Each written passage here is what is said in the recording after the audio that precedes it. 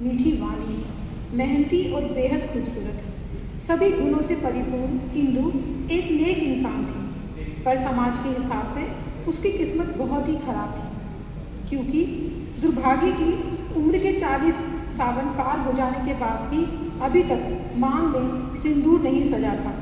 इंदु देश की राजधानी दिल्ली में एक न्यूज़ चैनल में बड़ी जिम्मेदारी की पोस्ट पर थी। न्यूज़ चैनल में संपादक के पद पर पहुंचने तक के सफ़र के विषय में इंदु सोचने लगी कि कितना सुंदर था मेरा बचपन, जहां मैं शौकिया दर्पण के सामने न्यूज़ एंकर की नकल किया करती थी। एक चुलबुली लड़की जो 3 भाइयों में अकेली बहन थी और पूरे परिवार की लाडली।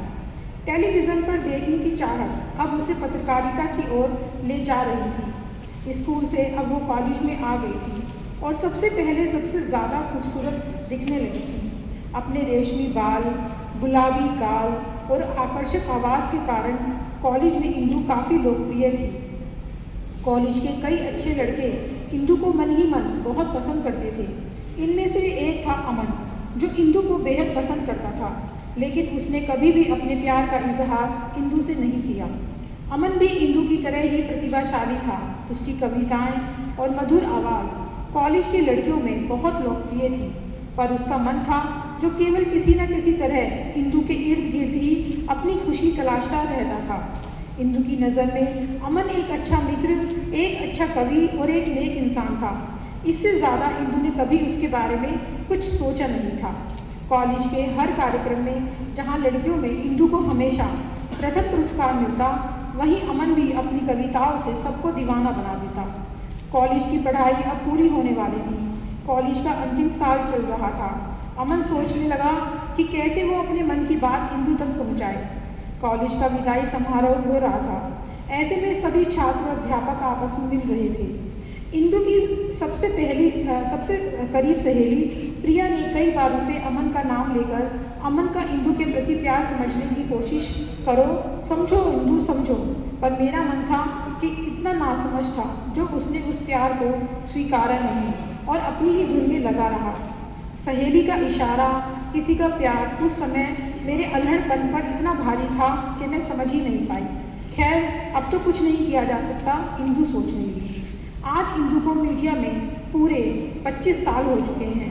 वो हर रोज़ किसी तरह ऑफिस के लिए निकलती। रास्ते में उसकी मुलाकात अपनी पड़ोसी से हुई तो बस स्टॉप पर स्कूल बस में अपने बेटे को छोड़ने आई पड़ोसन ने कहा, देखो इस अभागी को, अभी तक अकेली ही इधर उधर घूम रही है, किसी से शादी नहीं हुई। उसने दूसरी पड़ोसन के कान में ये शब्द फुसफुसाए जो इंदु तक स्पष्ट सुनाई दे रहे थे। इन शब्दों को सुनकर इंदु का मुंह उदास सा हो गया।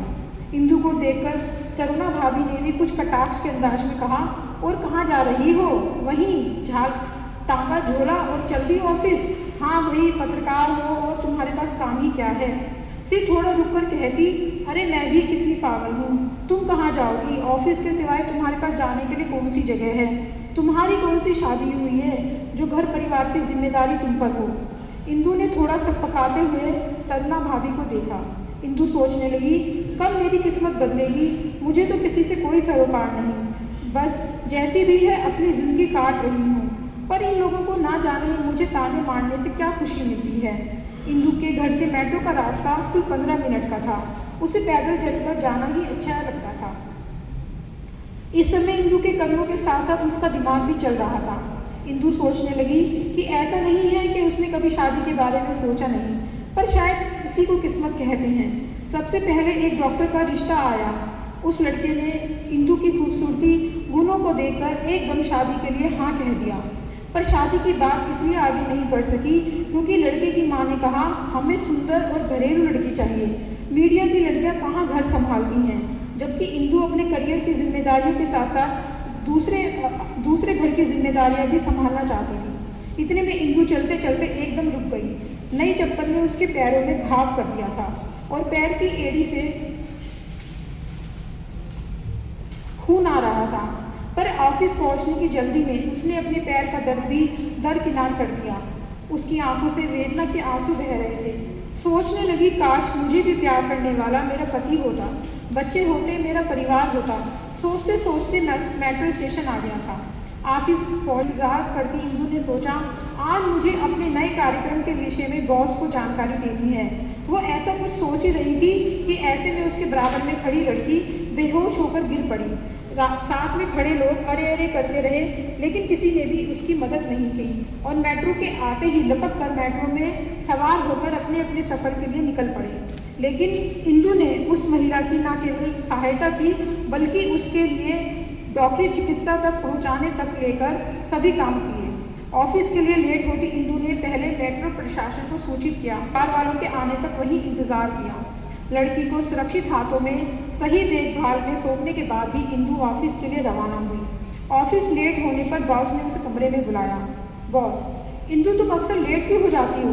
तुम अपने माँ बाप के साथ रहती हो, जहाँ तुम्हें हर सुविधा उपलब्ध है। तुम्हारी शादी तो हुई नहीं है कि बच्चे, घर, परिवार, पति, किसी की जिम्मेदारी तुम्हारे ऊपर हो। बॉस ने बहुत ही गुस्से में इंदु को फटकार लगाई।